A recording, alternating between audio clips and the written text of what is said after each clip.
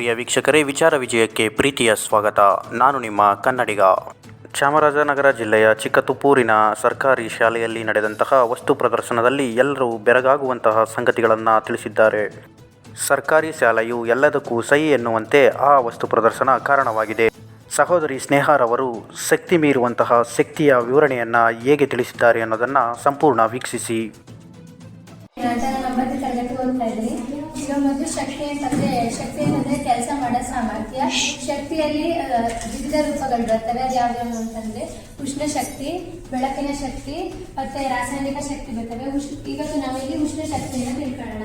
ಉಷ್ಣ ಶಕ್ತಿಯ ಒಂದು ರೂಪ ಆಗುತ್ತೆ. ಉಷ್ಣವನ್ನು ನಾವು ವಿವಿಧ ಮಾನಗಳಿಂದ ಅಳಿತೀವಿ. ಉಷ್ಣತಾ ಮಾಪಕದಿಂದ ಅಳಿತೀವಿ. ಈಗ ಉಷ್ಣವನ್ನು ನಾವು ಉರುವಲಿಗಳಿಂದ, ಸೂರ್ಯನಿಂದ, ಕಲ್ಲಿದ್ದಲಿನಿಂದ ಅಳಿತೀವಿ. ಈ ಉಷ್ಣವನ್ನ ಪ್ರೆಸ್ಕಾಟ್ ಜೂಲ್ ಎಂಬ ವಿಜ್ಞಾನಿ 1948ರಲ್ಲಿ ಕಂಡುಹಿಡಿತಾರೆ. ಇದು ನಾವು ಅಳೆಯಲು ತಾಪಮಾಪಕವನ್ನು ಬಳಸ್ತೀವಿ. ಇದು ವೈದ್ಯಕೀಯ ತಾಪಮಾಪಕ. ಇದನ್ನ ಜ್ವರ ಬಂದಾಗ ಎಷ್ಟು ಡಿಗ್ರಿ ಇದೆ ಅಂತ ಕಂಡುಹಿಡಿತೀವಿ. ಇದರಷ್ಟು ಥರ್ಮೋಮೀಟರ್.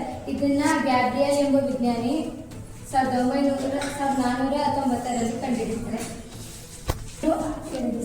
ಇದರಷ್ಟು ಅಬೆಲ್ ಜಿನ್ ಅಂತ. ಇದನ್ನ ಜೇಮ್ಸ್ ವ್ಯಾಟ್ ಎಂಬ ವಿಜ್ಞಾನಿ ಕಂಡುಹಿಡಿತಾರೆ. ಇದರಷ್ಟು ಪೆಟ್ರೋಲ್ ಇಂಜಿನ್ ಅಂತ. ಇದನ್ನ ಗಾಡಿಯಲ್ಲಿ ಪೆಟ್ರೋಲ್ ಹಾಕ್ದಾಗ ಯಾವ ತರ ಅದು ಕೆಲಸ ಮಾಡ್ತಾರೆ.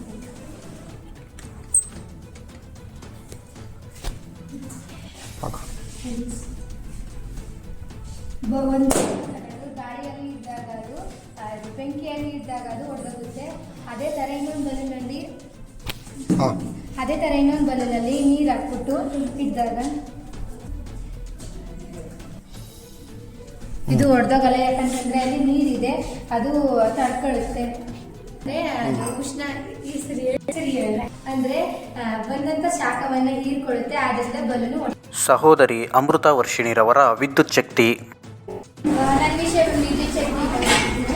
ಇದೊಂದು ಸರಳ ವಿದ್ಯುತ್ ಮಂಡಲ. ಈ ಸರಳ ವಿದ್ಯುತ್ ಮಂಡಲದಲ್ಲಿ ಇದು ಶುಷ್ಕಕೋಶ. ಈ ಶುಷ್ಕಕೋಶದಲ್ಲಿ ನಾವು ವಿದ್ಯುತ್ ಸಂಗ್ರಹಿಸಿಕೊಂಡು ಅದನ್ನು ಸರಬರಾಜು ಮಾಡ್ಕೊಬಹುದು. ಇದೊಂದು ವಿದ್ಯುತ್ ಪ್ರವಾಹವನ್ನು ನಿಯಂತ್ರಣ ಮಾಡಿದೆ. ಇದೆರಡು ಕನೆಕ್ಟಿಂಗ್ ವೈರ್ಸ್. ಇದು ಬಲ್ಬ್. ಇದು ಚಾರ್ಜ್ ಆದಾಗ ಬಲ್ಬ್ ಹಾಕಿದ್ವಿ. ಇದು ಪಾಸಿಟಿವ್ ಕನೆಕ್ಷನ್ ವೈರ್, ಇದು ನೆಗೆಟಿವ್ ಕನೆಕ್ಷನ್ ವೈರ್. ಇದು ಸರಳ ವಿದ್ಯುತ್ ಮಂಡಲ. ಇದೊಂದು ಸರಳ ವಿದ್ಯುತ್ ಮಂಡಲದಲ್ಲಿ ಒಂದು ಬ್ಯಾಟರಿ ಮತ್ತೆ ಒಂದು ಬಲ್ಬ್ ಕನೆಕ್ಷನ್ ವೈರ್ ಇದ್ದರೆ ಸಾಕು. ಸ್ವಿಚ್ ಕಂಟ್ರೋಲ್ ಮಾಡ್ಲಿಕ್ಕೆ ಮಾತ್ರ ಬೇಕು. ಅದಿಲ್ಲ ಅಂದ್ರೆ ಒಂದು ಸರಳ ವಿದ್ಯುತ್ ಮಂಡಲವನ್ನು ತಯಾರಿಸಬಹುದು ನಾವು. ಇದು ರಿಯೋಸ್ಟಾಟ್. ವಾಹಕದಲ್ಲಿ ವಿದ್ಯುತ್ ಮಂಡಲದಲ್ಲಿ ರೋಧವನ್ನ ಬದಲಾಯಿಸಲಿಕ್ಕೆ ಇದನ್ನ ಬಳಸ್ತೀವಿ. Volt meter. ಇದು ಆಮೀಟರ್. ಆಮೀಟರ್ನ ವಿದ್ಯುತ್ ಪ್ರವಾಹವನ್ನು ಅಳಿಲಿಕ್ಕೆ ಬಳಸ್ತೀವಿ. ವೋಲ್ಟ್ ಮೀಟರ್ನ ವಿಭವಾಂತರವನ್ನು ಅಳಿಲಿಕ್ಕೆ ಬಳಸ್ತೀವಿ. ವಿಭವಾಂತರ ಅಂದ್ರೆ ಒಂದು ಆವೇಶಗಳನ್ನ ಒಂದು ಬಿಂದುವಿನಿಂದ ಇನ್ನೊಂದು ಬಿಂದುವಿಗೆ ತರುವಲ್ಲಿ ಆಗುವ ಕೆಲಸವನ್ನ ವಿಭವಾಂತರ ಅಂತ ಕರಿತೀವಿ. ವಿಭವಾಂತರನ ಕಂಡುಹಿಡಿಯಲಿಕ್ಕೆ ಸೂತ್ರ ಜೌಲ್ / ಕೂಲಂಬ್. ಇದು ವಿಭವಾಂತರದ SI ಏಕಮಾನದ ಒಂದು ವೋಲ್ಟ್. ಅಮೀಟರ್ನ ವಿದ್ಯುತ್ ಪ್ರವಾಹವನ್ನು ಅಳಿಲಿಕ್ಕೆ ಬಳಸ್ತೀವಿ. ವಿದ್ಯುತ್ ಪ್ರವಾಹ ಅಂತಂದ್ರೆ ಮೂಲಕ ಪ್ರವಹಿಸುವ ಆವೇಶಗಳ ಪರಿಮಾಣವನ್ನು ನಾವು ವಿದ್ಯುತ್ ಪ್ರವಾಹ ಅಂತ ಕರಿತೀವಿ. ವಿದ್ಯುತ್ ಪ್ರವಾಹದ SI ಗಮನ ಆಂಪಿಯರ್. ಅದನ್ನು ಅಳೆಯಲಿಕ್ಕೆ ಬಳಸೋದು ಅಮೀಟರ್. ಈ ಅಮೀಟರ್ ಅನ್ನ ಸರಳ ವಿದ್ಯುತ್ ಮಂಡಲದಲ್ಲಿ ನಾವು ಸರಣಿಯಲ್ಲಿ ಜೋಡಿಸ್ತೀವಿ. ವೋಲ್ಟ್ ಮೀಟರ್ ಅನ್ನ ಸಮಾಂತರವಾಗಿ ಜೋಡಿಸ್ತೀವಿ. ಇನ್ನು ರೋಧವನ್ನ ಸರಣಿ ಮತ್ತು ಸಮಾಂತರ ಎರಡು ವಿಧದಲ್ಲಿ ಜೋಡಿಸ್ತೀವಿ. ಸರಣಿಯಲ್ಲಿ ಜೋಡಿಸಿದಾಗ ಇದರಲ್ಲಿ ರೋಧಶೀಲತೆ ಹೆಚ್ಚಿರುತ್ತೆ, ಸಮಾಂತರದಲ್ಲಿ ಕಡಿಮೆ ಇರುತ್ತೆ.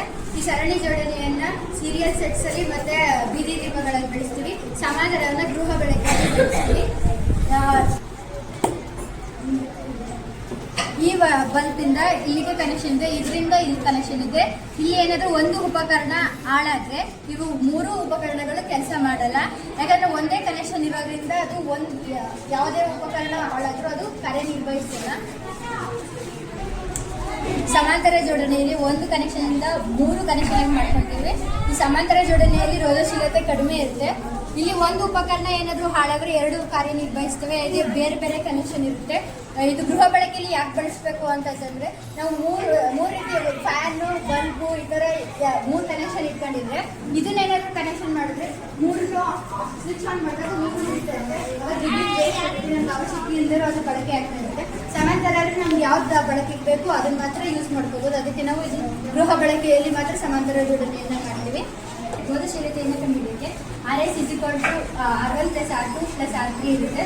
ಸಮಾಂತರದಾದ್ರೆ 1/Rp = 1/R1 + 1/R2 + 1/R3.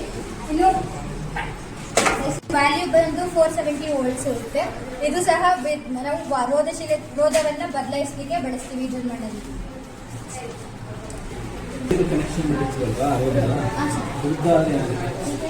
ಅಂದ್ರೆ ರೋಧವು ಉದ್ದ ಕೊಯ್ತಕ್ಕೆ ಉದ್ದ ಕೊಯ್ತಕ್ಕೆ ನೇರ ಅನುಪಾತದಲ್ಲಿ ಇರುತ್ತೆ ಸರ್. ರೋಧ ಹೆಚ್ಚಾದ್ರೆ ಅದರ ವಿಭವಾಂತರವನ್ನು ಹೆಚ್ಚಾಗುತ್ತೆ ಸರ್. ವೈರ್ ಅದಕ್ಕೆ ಅವಲಂಬಿತವಾಗಿರುತ್ತೆ ಸರ್. ನೋಡಿದ್ರಲ್ಲ ವೀಕ್ಷಕರೇ, ವಿದ್ಯಾರ್ಥಿಗಳ ವಿವರಣೆಯನ್ನು. ವಿಡಿಯೋ ಇಷ್ಟ ಆದರೆ ಒಂದು ಲೈಕ್ ಕೊಟ್ಟು ಕೂಡಲೇ ಸಬ್ಸ್ಕ್ರೈಬ್ ಮಾಡಿ. ಮತ್ತಷ್ಟು ಹೊಸ ವಿಚಾರಗಳ ಜೊತೆ ಮತ್ತೆ ಸಿಗೋಣ. ಅಲ್ಲಿ ತನಕ ಪ್ರೀತಿಯ ಕನ್ನಡಿಗನ ನಮಸ್ಕಾರ.